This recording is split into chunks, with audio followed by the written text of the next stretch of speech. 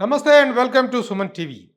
వైద్య రంగంలో ముఖ్యంగా పెయిన్ రిలీఫ్ అనేటువంటి సేవలో పరిచయ వాక్యాలు అవసరం లేని సుప్రసిద్ధ వైద్యులు డాక్టర్ దారా సుధీర్ గారు. సుధీర్ గారి దగ్గర ఎన్నెన్నో పెయిన్ రిలీఫ్‌కి సంబంధించినటువంటి చిట్కాలు, ట్రీట్మెంట్స్ తీసుకోవడం జరిగింది. కానీ ఈరోజు ఒక దినపత్రికలో వచ్చినటువంటి ఒక ఆర్టికల్ అనేటువంటిది మాత్రం ఇమ్మీడియేట్‌గా నన్ను ఇక్కడికి రప్పించింది. ఎందుకు అంటే 60 ఏళ్ళు దాటిన ముందే ఎవరును కూడాను ఆపరేషన్స్‌కి వెళ్ళాల్సిన అవసరం లేదు. 60 ఏళ్ళు దాటితేనే ఒక మోకాళ్ళకి గానీ, కీళ్ళకి గానీ, నడుము గానీ ఎనీ ట్రీట్మెంట్ అనేటువంటిది 60 ఏళ్ళు దాటిన తర్వాత మాత్రమే తీసుకోవచ్చు. అవసరం వేళకు ముందు ఆపరేషన్ అవసరం లేదని చెప్తున్నటువంటి ఒక ప్రముఖమైన ఆర్టికల్ ఒక దినపత్రికలో రావటం అనేటువంటిది నన్ను చాలా ఇమ్మీడియేట్‌గా ఆకర్షించింది. సో, దీనికి సంబంధించినటువంటి వివరాలు, విశేషాలు తెలుసుకోవటం కోసం డాక్టర్ సుధీర్ దారా గారి దగ్గరికొచ్చాను. డాక్టర్ గారు నమస్తే అండి. Welcome sir. నమస్కారం అండి. ఇది చాలా స్టన్నింగ్ ఇదే అంతా భారత ఆయుష్మాన్ వాళ్ళు ఇచ్చినటువంటి రిపోర్ట్ ఇది. వాళ్ళ అహ్మదాబాద్‌లోని నీ అండ్ పెయిన్ ట్రీట్మెంట్ ఇన్‌స్టిట్యూట్ వాళ్ళు ఇచ్చినటువంటి ఇది. చాలా అథెంటిక్ ఇన్ఫర్మేషన్ ఇది. ఇలాంటి ఇన్ఫర్మేషన్ వచ్చిన తర్వాత దీని మీద కొంచెం సాధికారికమైనటువంటి సమాచారాన్ని మీ దగ్గర తీసుకోవటం కోసం వచ్చా. ఏంటి నిజమేనా? 60 ఏళ్ళు దాటిన తర్వాత మాత్రమే అవసరమైతే ట్రీట్మెంట్ తీసుకోవాలి, ఆపరేషన్‌కెళ్ళాలి, సర్జరీకెళ్ళాలి అని చెప్తున్నారు. కానీ ఈ రోజుల్లో 30, 40 ఏళ్ళు కూడా కాకముందే ఏదైనా చిన్న పెయిన్ అంటే కూడా చిటుక్కుమంటే చాలు సర్జరీ టేబుల్ మీద ఎక్కించేటువంటి పరిస్థితి ఉంది. దీన్ని మీరు ఎలా చూస్తారు ఈ పర్టిక్యులర్ ఇష్యూని? ఇప్పుడు ఏదైతే న్యూస్, ఇది చాలా పెద్ద న్యూస్ వచ్చిందో ఈ న్యూస్ పేపర్‌లో, ఇది మేము ఎప్పటి నుంచో చెప్తున్నాం. ఇది ఈ రోజు కాదు ఇది. ఓకే. కాకపోతే ఏంటంటే దీనికి అథెంటికేషన్ ఈరోజు ఎందుకు వచ్చిందంటే, ఇది ఆయుష్మాన్ భారతిలో కూడా ఎంటర్ అయిపోయింది. ఆయుష్మాన్ భారతిలో ఏంటి, ఇది నేషనల్ వైడ్ ఒక హెల్త్ స్కీమ్ ఇది. అంటే ఇది డైరెక్ట్లీ ఫ్రమ్ హెల్త్ మినిస్ట్రీ అనమాట.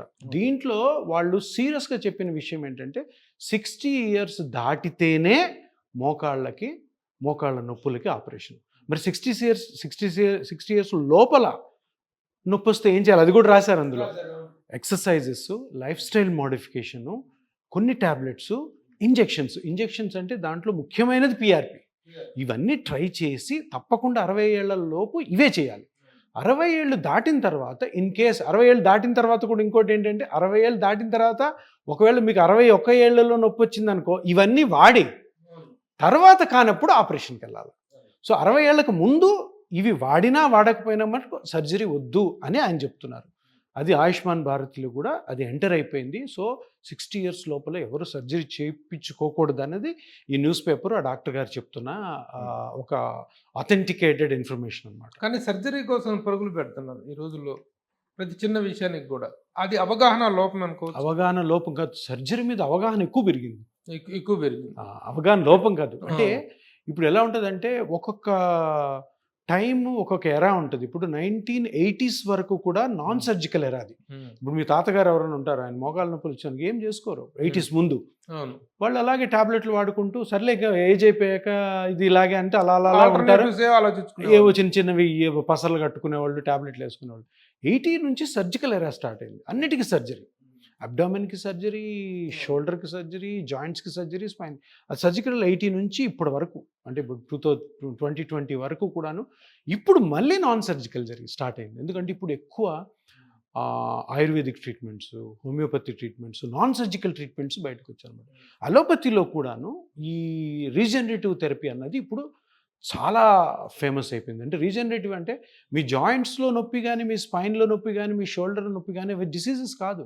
అవన్నీ కూడా డీజనరేషన్, అంటే వయసు రీత్యా ఒక చేంజ్, వయసు రీత్యా అరుగుదల.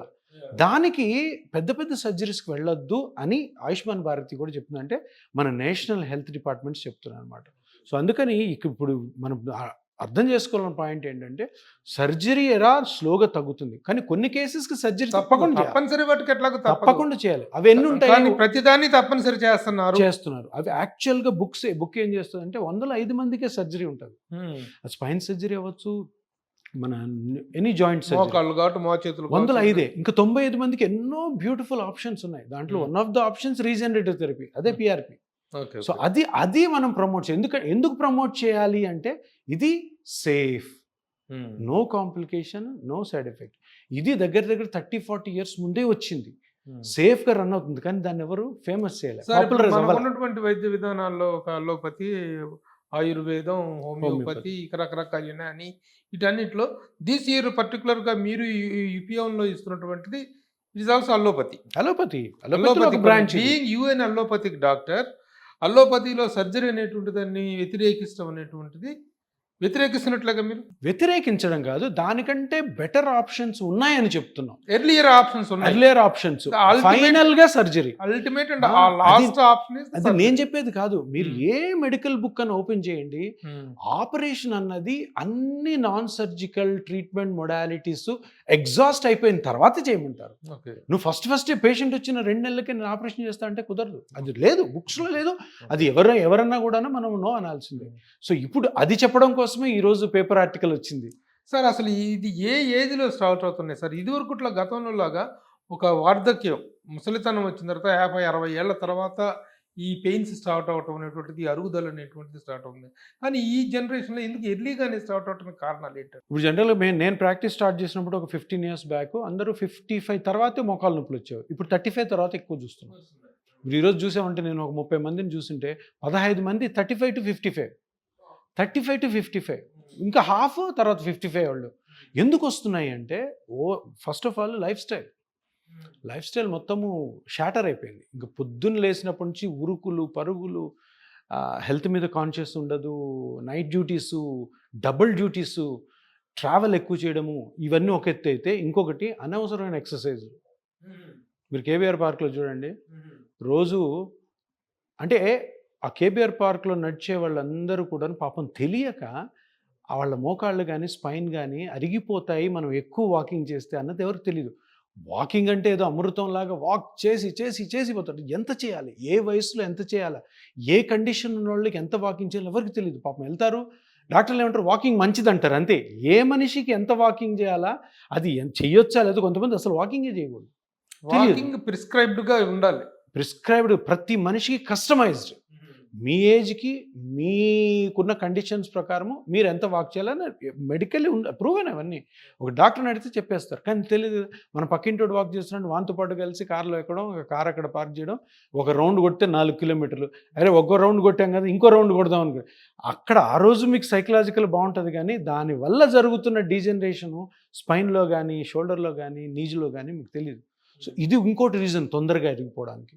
ఇంకొకటి, చాలామంది జిమ్ ఒకటి ఫ్యాషన్ అయింది, ఈ మ్యారథాన్స్ ఒకటి ఫ్యాషన్ అయిపోయినాయి, సైక్లింగ్లు ట్రెక్కింగ్లు ఫ్యాషన్ అయ్యి అందరూ ఏమనుకుంటారంటే, అందరూ ఒకటే వర్డ్ సార్ ఫిట్నెస్ సార్ అని. ఫిట్నెస్కి మీనింగే లేదు. ఈ ఫిట్నెస్ దాంట్లో ఈ డీజనరేషన్ ఎక్కువైపోయింది. దాంతో 35-40 నుంచే మోకాళ్ళు అరగడం. చాలా యంగ్స్టర్స్ ఇప్పుడు వస్తున్నారు మోకాళ్ళు.